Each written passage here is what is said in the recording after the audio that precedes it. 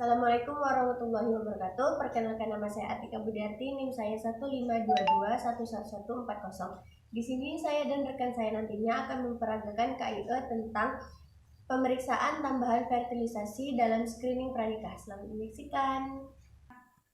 Selamat malam Ibu. Iya, malam. Ada yang bisa saya bantu? Begini Bu, saya mau menikah nih. Terus saya mau konseling tentang pemeriksaan tambahan fertilitas. Bisa tolong dijelaskan Ibu? Oh iya. Baik, sebelumnya perkenalkan dulu, saya Didan Atika yang bertugas di klinik malam hari ini. Nah, sebelum saya berikan penjelasan lebih lanjut, saya minta data Mbak dan Masnya dulu ya. Ya Bu. Nama Mbaknya siapa? Maya. Maya, usianya berapa? 24 tahun. 24. Pekerjaan sekarang apa? Kerja di Alfamart. Iya, ya. Pendidikan terakhirnya apa ya? SMA. Sekarang alamatnya di mana Mbak? Di Ungaran, Perumahan KSD 2. Kalau nama Masnya siapa? SD. Usianya berapa? 28. Pekerjaannya apa saat ini? Karyawan. Swasta ya? Iya. Kalau pendidikan terakhirnya? SMA. Alamatnya di mana Mas? Ungaran Barat. Baiklah, saya akan menjelaskan. Sebelumnya, Mbaknya ada keluhan nggak tentang masalah kesuburan? Nggak ada sih Bu. Nggak ada ya, jadi mensnya juga bagus ya? Iya. Baiklah kalau gitu, saya akan menjelaskan tentang pemeriksaan tambahan fertilisasi dalam screening pranikah. Nah, pemeriksaan tambahan ini meliputi pemeriksaan semen atau sperma, pemeriksaan suhu basal tubuh, pemeriksaan mendir cervix, tes sperm, dan uji pasca sembilan. Nah, baiklah, yang pertama saya akan menjelaskan tentang pemeriksaan semen, di mana pemeriksaan sperma adalah prosedur pemeriksaan yang dilakukan untuk menganalisis kuantitas dan kualitas sperma pada pria. Prosedur ini juga digunakan untuk menentukan tingkat kesuburan dari pria tersebut. Nah, prosedurnya sendiri adalah salah satu cara untuk mengumpulkan sampel sperma melalui proses masturbasi. Nah, nanti di setiap klinik ataupun rumah sakit akan menyediakan ruangan untuk melakukan masturbasi. Kemudian sampel diambil dan dimasukkan ke dalam botol. Nah, dengan tata cara pengambilan sperma, yang pertama membersihkan tangan dan penis dengan sabun dan air bersih, kemudian dikeringkan. Kemudian buka tutup wadah dan pastikan wadah sampel bersih, kering, dan steril. Kemudian ketika telah mencapai tahap akan ejakulasi, segera posisikan wadah sampel sehingga sperma dapat masuk ke dalam wadah saat ejakulasi. Kemudian setelah sperma berhasil dikumpulkan, segera tutup wadah hingga rapat. Nah, lalu beri nama, tanggal, dan waktu pengambilan sampel pada wadah. Selanjutnya, untuk hasil dari pemeriksaan sperma sendiri biasanya dapat diterima oleh pasien dalam jangka waktu 24 jam hingga 1 minggu, tergantung laboratorium atau klinik di rumah sakit tempat kalian melakukan pemeriksaan ya. Nah, untuk hasil tesnya sendiri akan dikatakan normal apabila jumlah sperma 20 juta hingga lebih dari 200 juta per mililiternya. Dan bentuk spermanya juga lebih dari 50% sperma memiliki bentuk yang normal. Untuk pergerakan spermanya juga lebih dari 50% sperma bergerak secara normal 1 jam setelah ejakulasi dan skala pergerakan sperma 3 atau 4. Tingkat keasaman pH-nya juga 7,2 sampai 7,8. Terus untuk volumenya ada 1,5 sampai 5 mili. Dan warna spermanya berwarna putih hingga abu-abu. Untuk waktu mencairnya sekitar 15 sampai 30 menit. Nah, kemudian untuk hasil tes abnormalnya, sedangkan untuk hasil tes abnormalnya adalah kebalikan dari hasil pemeriksaan yang tadi. Nah, kemudian saya juga akan menjelaskan tentang pemeriksaan suhu basal tubuh. Suhu basal tubuh ini adalah suhu tubuh terendah yang timbul saat istirahat, di mana suhu tersebut biasanya diukur oleh pengukur suhu setelah bangun dan sebelum kegiatan fisik apapun dilakukan.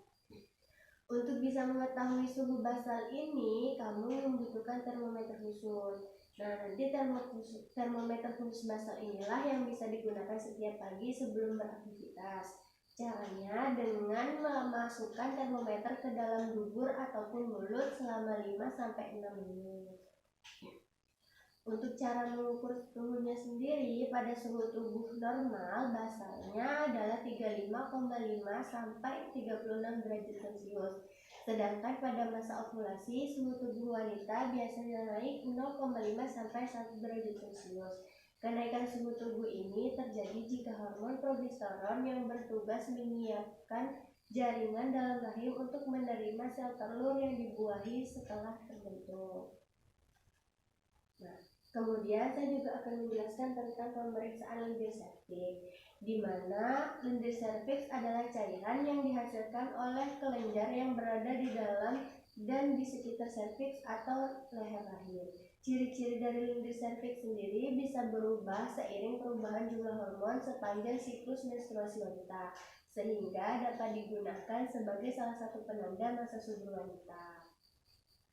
Pemeriksaan lendir serviks sendiri bisa dilakukan secara manual dengan memasukkan 1 atau 2 jari ke dalam vagina ke dekat leher rahim. Setelah itu, keluarkan kedua jari, lalu perhatikan warna dan lendir pada tangan kamu untuk mengetahui apakah lendir menunjukkan Anda sedang dalam masa subur atau tidak. Selanjutnya adalah tentang pemeriksaan test sperm. Pemeriksaan test sperm ini adalah pola yang terbentuk dari mukus serviks yang dibekukan dan dikeringkan pada kaca objek pasca ovulasi. Hal ini menunjukkan adanya peningkatan estrogen secara mendadak. Tes sperm sendiri dilaksanakan atau dilakukan dengan cara mengoles sampel lendir pada kaca gelas, lalu dikeringkan kemudian diamati dengan mikroskop. Yang selanjutnya atau yang terakhir adalah pemeriksaan uji pasca senggama. Uji pasca senggama ini merupakan penilaian interaksi spermatozoa dengan mukosa serviks uteri. Dalam kondisi ini, FIVO UPS harus dilakukan selama kualitas mukosa optimum, yaitu periode ovulasi. Jadi cuma bisa dilakukan kalau mbaknya lagi dalam masa subur. Kemudian juga keadaan sperma harus dikeluarkan setelah abstinensia selama 3-7 hari 28 sebelum senggama. Pasangan dianjurkan melakukan senggama 2 jam sebelum pemeriksaan UPS. Ini menilai kemampuan spermatozoa dalam penetrasi mukosa serviks dan kemampuan hidupnya dalam lingkungan tersebut. Untuk menentukannya didasarkan pada jumlah spermatozoa motil di dalam beberapa lapangan pandang di bawah mikroskop. Adanya antispermatozoa antibodi dalam mukosa serviks dapat menyebabkan penurunan nilai UPS. Hal ini dapat juga menunjukkan perlawanan mukosa serviks terhadap spermatozoa. Pada pasangan suami istri infertil, pemeriksaan ini sangat penting karena perlu diketahui bahwa mukosa serviks terdapat di sepanjang kanalis serviks uteri, dan pada waktu pemeriksaannya hanya mengambil sebagian sampel dari mukosa tersebut. Pada prinsipnya, UPS merupakan sampling mukosa serviks beberapa jam, yakni 9-24 jam setelah hubungan senggama, dan dihitung kehadirannya dan kualitas spermatozoa. Untuk prosedur UPS sendiri, yang pertama adalah menampilkan serviks dengan spekulum tanpa minyak vagina. Kemudian diberi cairan di fornix posterior, diaspirasi dengan squid tuberculin tanpa jarum. Lalu pakailah squid tuberculin lain yang berbeda untuk mengambil mukosa di kanalis cervicalis. Kemudian masing-masing cairan diletakkan di atas objek gelas dan ditutup dengan dex gelas serta dibuat akusan tebal 100 unit. Lalu dilihat dengan pembesaran mikroskop sebesar 400 kali. Dan untuk sampel dari cairan vagina sendiri dipakai untuk menetapkan apakah sperma diletakkan di dalam vagina. Spermatozoa di dalam vagina akan mati dalam 2 jam. Untuk sampel di kanalis serviks dihitung jumlah dan motilitas spermatozoa. Motilitasnya dinilai gradasinya. Pada pasangan normal sesudah senggama pada mid siklus akan didapatkan lebih dari 50 spermatozoa motil pada grade A dan B setiap lapangan pandan. Nah, mungkin itu saja beberapa pemeriksaan tambahan yang dapat dilakukan. Dari apa yang sudah saya jelaskan, apakah ada yang masih ingin ditanyakan? Apakah ada yang kurang paham? Sudah jelas Ibu. Sudah jelas ya. Iya. Baiklah, jika memang sudah jelas, ini ada beberapa contoh pemeriksaan yang akan dilakukan nantinya. Yang